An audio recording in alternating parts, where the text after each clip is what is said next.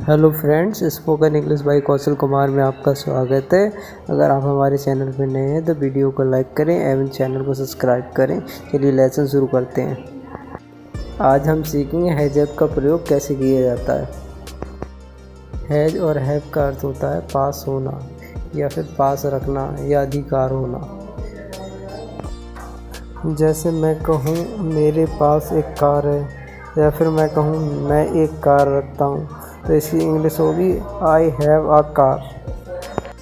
Has और have दोनों का अर्थ होता है पास होना या पास रखना।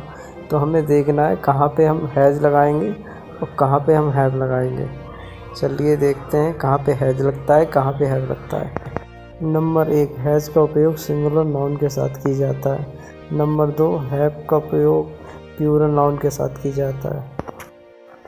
मतलब जब हमारा सब्जेक्ट सिंगुलर होता है तब हैज़ का प्रयोग करते हैं, जब हमारा सब्जेक्ट प्लूरल होता है तब हैव का प्रयोग करते हैं। जब सेंटेंस में ही सी इट सिंगुलर सब्जेक्ट या नाम आता है किसी का तब हम हैज़ लगाते हैं। जब I we you they plural subject होता है तब हम हैव लगाते हैं। मतलब जब आपको केवल याद इतना रखना है ही सी इट और सिंगुलर सब्जेक्ट या फिर किसी का नाम होता है तब हम हैज़ लगाते हैं। अगर जब आई वी यू दे हो तो हम हैव लगाते हैं। चलो नोट को पढ़ लेते हैं। नोट में क्या लिखा है नोट में ऐसे वाक्यों में किसी व्यक्ति के पास किसी वस्तु के होने का बोध होता है। मतलब इस तरह के वाक्य जब हम पढ़ेंगे तो हमें पता चलेगा कि किसी इंसान पे कोई वस्तु है। चलिए सेंटेंस बनाने का नियम देख लेते हैं। इसमें सबसे पहले सब्जेक्ट लिखते हैं, फिर सब्जेक्ट के अनुसार हैज़ या हैव में से एक लिखते हैं, उसके बाद ऑब्जेक्ट लिखते हैं। चलिए उदाहरण की सहायता से समझते हैं। देखते हैं एग्जाम्पल ऑफ हैज़ के उदाहरण देखते हैं। चलिए पहला उदाहरण देखते हैं। उसके पास एक गाय है। He has a cow. उसके पास एक गाय है। इसमें हमें पढ़ के पता चल रहा है सब्जेक्ट हमारा सिंगुलर है। जब सिंगुलर सब्जेक्ट आता है तब हम हैज़ लगाते हैं। मैंने आपको पीछे बताया भी था ही सी इट आई तब हमें हैज़ लगा देना है बिना सोची समझे। उदाहरण 2, वह एक कलम रखती है। सी हैज़ अ पेन। इससे पढ़ के भी हमें पता चल रहा है कि हमारा सब्जेक्ट सिंगुलर है और मैंने लिखाया भी है ही सी इट। इसमें सी आ रहा है मतलब हैज़ लगेगा। पहले सेंटेंस में ही आया था तब भी उसमें हैज़ लगेगा। इट भी आता तब भी इसमें हैज़ लगता। उदाहरण 3 देखते हैं। राम के पास 2 घर हैं। Ram has 2 homes. इसमें भी हमारा सब्जेक्ट सिंगुलर है। इसमें सब्जेक्ट है राम और राम क्या है? राम है नाम। और मैंने आपको बताया था जब किसी का नाम आता है तब भी हैज़ लगाते हैं। मतलब जब आपको ही सी इट या किसी का नाम आए तब हमें हैज़ लगाना है। चलिए अब हैव के एग्जाम्पल देख लेते हैं। एग्जाम्पल 1, मेरे पास एक घड़ी है। I have a watch.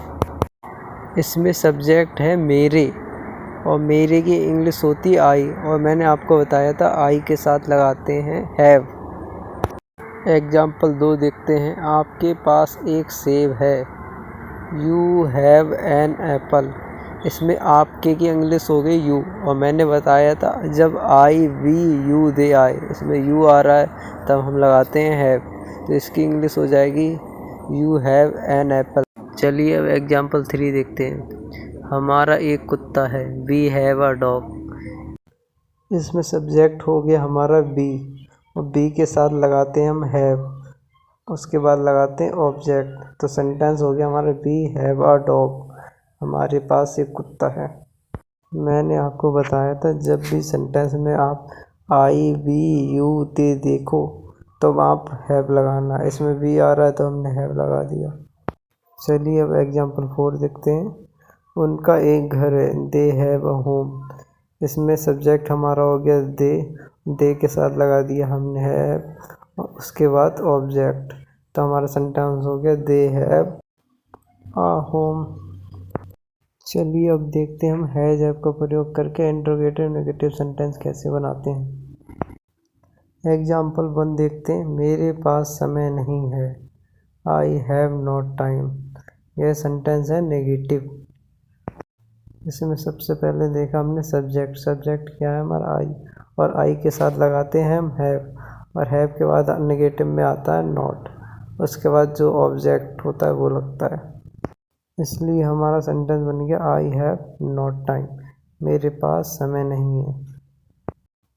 चलिए नेक्स्ट सेंटेंस देखते हैं। क्या उसके पास रुपए हैं। Has he money. ये सेंटेंस है हमारा इंट्रोगेटिव। इंट्रोगेटिव में हमें बताइए वर्ब स्टार्टिंग में आ जाती है और लास्ट में क्वेश्चन मार्क आ जाता है, इसलिए हमारा सेंटेंस बन गया हैज़ ही मनी। एग्जाम्पल 3 देखते हैं। उनके 2 भाई हैं। They have 2 brothers. उनके की इंग्लिश होती है दे, और दे के साथ लगाते हैं हम हैव, और 2 की इंग्लिश हो गई 2, और भाई की ब्रदर्स, तो दे हैव 2 ब्रदर्स। इसमें सब्जेक्ट हमारा दे है और दे के साथ हम लगाते हैं हैव। एग्जाम्पल 4 देखते हैं। इसके 4 विकल्प हैं। It has 4 options. ये सेंटेंस हमारा अफर्मेटिव। इसमें इसके की इंग्लिश होगी इट, और इट के साथ लगाते हैं हम हैज़, इसलिए सेंटेंस हमारा बना इट हैज़ 4 ऑप्शंस। 4 ऑप्शन मतलब 4 विकल्प। एग्जाम्पल 5 देखते हैं। उसे बुखार है। He has fever. ही के साथ हम लगाते हैं हैज़, इसलिए सेंटेंस हमारा बना ही हैज़ फीवर। उसे बुखार है। ये सेंटेंस हमारा है अफर्मेटिव। 5वां और छठा सेंटेंस सेम है, इसलिए 7वां सेंटेंस देखते हैं। आपके पास क्या है। What do you have. ये हो गया इंट्रोगेटिव। इसी प्रकार 8वां देखते हैं। मेरे 3 दोस्त हैं। I have 3 friends. ये अफर्मेटिव हो गया हमारा। 9वां देखते हैं। रिया के पास एक लैपटॉप है। रिया हैज़ अ लैपटॉप। नंबर 10 देखते हैं। मेरे पास 100 रुपये हैं। I have 100 rupees. Thank you friend video देखने के लिए। अगर आपको वीडियो अच्छी लगी हो तो वीडियो को लाइक करें, चैनल को सब्सक्राइब करें। Thank you. मिलते हैं अगली वीडियो में।